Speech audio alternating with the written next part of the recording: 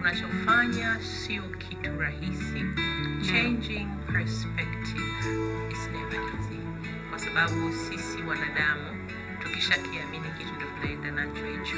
Kwa hiyo kubadilisha mtazamo inahitaji kwanza commitment, lakini pia inahitaji wewe kuamini kwa hali ya juu without any shadow of a doubt what you are actually standing for. So I should commend you for that. Kwa ambaye hajawahi kunisikia, mimi naitwa Pastor Lilian Abdul Malik.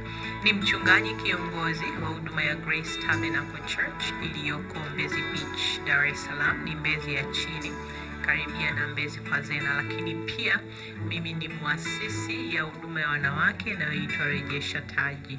Ni huduma ambayo inakusanya wanawake kila mwaka, sio tu kumtafuta Mungu, lakini to reposition and realign ourselves according to the will of God. So asante sana kwa kunikaribisha. Niko hapa kwa msaada wa Roho Mtakatifu. Tutaidadavua hii na kila atakayetoka atatoka akiwa amejua kabisa Mungu anasema nini juu ya vitiligo. Amen. Very powerful. Wow. So tuanze sasa moja kwa moja. Tukizungumzia vitiligo na imani. Najua umeshawahi kufuatilia nikiwa naelezea vitiligo ni hali gani, inasababishwa na nini. Sasa tuende kwenye topic yetu, vitiligo na imani. Je, lazima Mungu akuponye? Hilo ni swali ambalo natamani mimi na wasikilizaji wangu tupate majibu kutoka kwako. So, naomba kwanza nianze from the foundation. Neno la Mungu, Mwanzo sura ya 1 mstari wa 26. Nitasoma hii in English. I want to give a background ili nitakachokiongea so that it can resonate with the listeners. The book of Genesis chapter 1 verse 26, and the Bible says, "And God said, let us make man in our image after our likeness, and let them have dominion over the fish of the sea, and over the fowl of the air, and over cattle, and over all the earth, and over every creeping thing that creepeth upon the earth." So God created man in his own image. In the image of God created he him, male and female created he them. Hii ni foundation, kama nilivyosema, ni msingi. Hapa neno la Mungu linatuambia kwamba kwenye Mwanzo 1:26 kwamba Bwana Mungu akasema. Kwa hiyo Mungu alisema, alikuwa anaongea na Mungu Mwana na Mungu Roho Mtakatifu. So this is the three personalities of God. Wakaamua kwamba na tumfanye mtu kwa sura na mfano wetu. Okay. Sura na mfano wetu.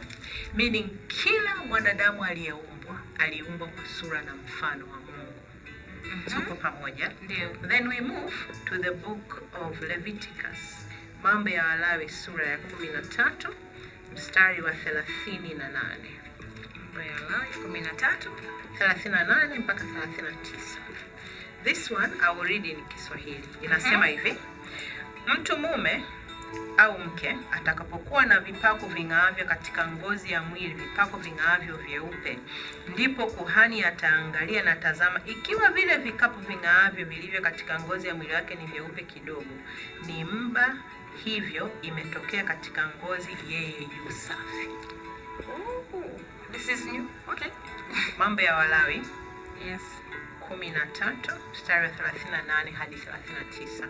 Here the Bible says, if there is skin discoloration, if it's white spots, ambazo ndio what vitiligo is, huyo mtu ni msafi.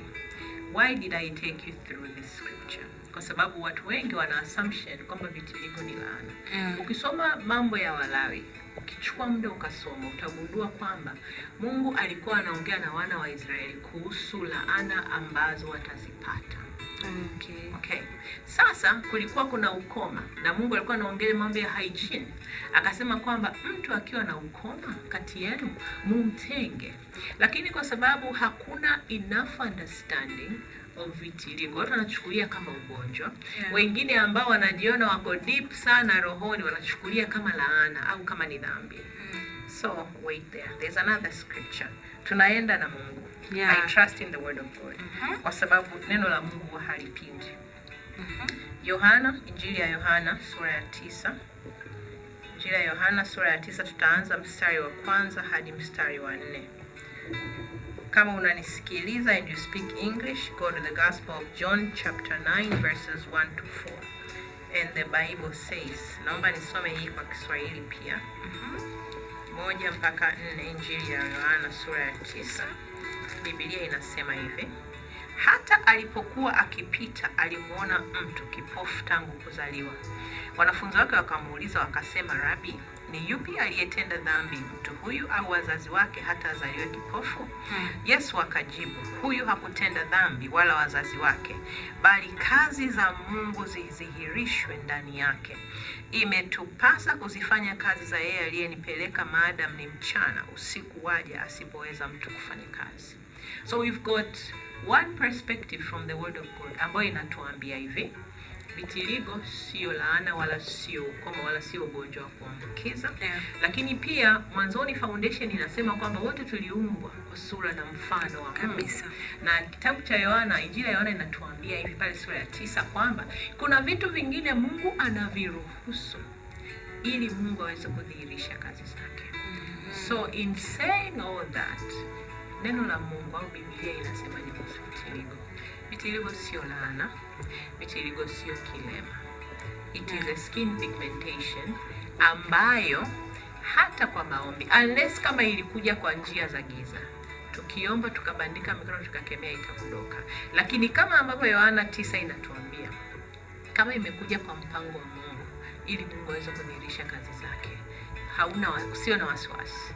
Yani have confidence, kama ambavyo inatuambia Mwanzo 1:26 kwamba tumeumbwa kwa sura na mfano wa Mungu. Okay. Wow. Well explained. Umenishangaza. Kumbe ilikuwa kwenye Biblia. Ipo. The Bible is a manual for everything.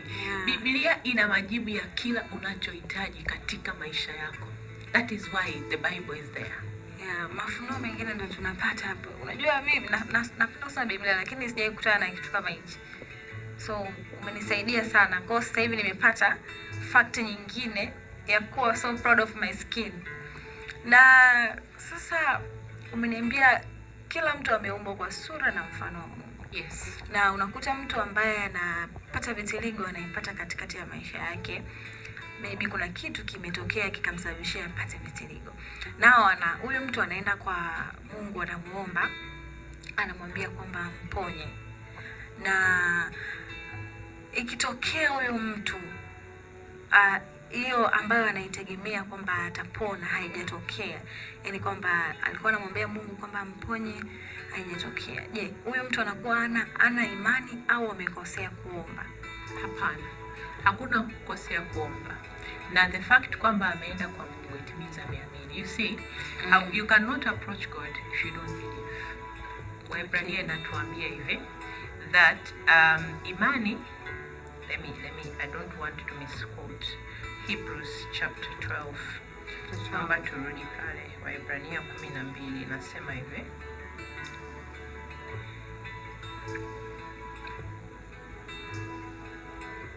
One moment. Why is my Bible not going?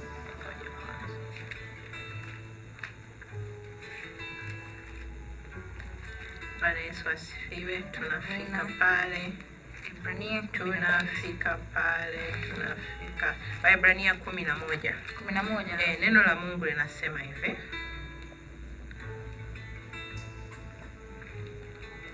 Basi imani ni kuwa na hakika ya mambo yatarajiwayo na ni bayana ya mambo yasiyoonekana. Si ndio? Ndio. Lakini pia Biblia inatuambia kwa Waebrania 11:6 kwamba bila imani haiwezekani kumpendeza Mungu. Inasema hivi 11:6, lakini pasipo imani haiwezekani kumpendeza Mungu, kwa maana mtu amwendeaye Mungu lazima aamini kwamba yeye yuko na kwamba huwapa thawabu wale wamtafutao. So the act, kitendo cha wewe kwenda kwa Mungu kuomba, it means tayari una imani. Okay. Sawa. Now, God heals us in different ways. There is a way Mungu anaweza akakujibu na akakuponya papo kwa papo. Kama ni ugonjwa au kama is a defect, kitu ambacho hakiko katika mapenzi yake. Lakini pia Mungu huwa anatumia, kama tulivyoona kwenye Yohana 9, kwamba Mungu anatumia vitu vingine ili nguvu yake ijidhihirishe. What do I mean by that? because of the misconception and misunderstanding ya vitiligo, watu wengi wanadhaniaga ni ugonjwa. Na kwa bahati mbaya sana Wakristo wengi sisi tunakosaga maarifa ya kufanya research. Kwa hiyo na sisi tunaenda kwa vile ambavyo tumesikia kwa mtu mwingine. Na ndio maana Biblia inasema kwamba you must test all spirits. Kwa sababu sio kila ambacho mtu fulani anatamka ni cha ukweli. Muulize Roho Mtakatifu aliyeko ndani yake, hichi ni kweli? Kwa hiyo kuomba ni vizuri, lakini I want to tell you this. Ndio maana Elia nikasema kwamba kuna aina mbili. Kuna ile ambayo kweli inakuja kutokana na nguvu za giza. That one tukiomba Mungu anaiondoa. And you heard testimonies. Mtu anakuja anakuambia mimi nilikuwa na hiki kitu nikaomba Mungu akaniponya, because their own was not according to the will of God. Ya kwao ilikuja kwa nguvu za giza. Ibilisi is the author of confusion. Vitu vyote vimeumbwa na Mungu. We know that. Kwa sababu Biblia inatuambia kwamba na hakuna kilichoumbwa ambacho hakijaumbwa naye. So everything was created by God. But we also know the devil is in a mission to distort what God has created. So Ibilisi anaweza kaja akambandika mtu ugonjwa or a certain defect. If you don't understand the difference between kilichotoka kwa Mungu na cha Ibilisi, utapotea. And that is where many people get confused. So again, kuomba Mungu ni vizuri, especially kama hauna uhakika. Lakini kama ambapo Mtakatifu Paulo alivyosema, nimeomba once, nikaomba twice, nikaomba the third time, and God told me that my grace is sufficient for you. Kwa hiyo kama umeomba na ukaomba kwa imani na bado Mungu hajabadilisha hali yako, then ya kwako ni mpango wa Mungu ili kazi za Mungu zidhihirike. Kwa nini? Kwa sababu kumbuka, sisi ndio sauti ya Mungu. Sisi ndio watendakazi wa Mungu. God does not have hands. We are his hands, we are his legs, we are his eyes, we are his ears. Yes. Na ndio maana Yesu akasema kwamba enendeni duniani kote. Hakusema kwamba nitaenda. He sent us. That is our job. Kwa hiyo for the people ambao wameomba hawajapona, wakaona mbona Mungu anisikii, Mungu anipendi, hapana. Mungu anakupenda na ndio maana alikuumba kwa mfano wake. Do you see, Biblia imesummarize, lakini let me tell you, I want you to imagine. Mungu amekaa board meeting, Mungu Baba, Mungu Mwana na Mungu Roho Mtakatifu. They are formulating a plan kumuumba Clementine. Kwamba Bwana tumuumbe Clementine kwa sura na mfano wetu. And you came out like that.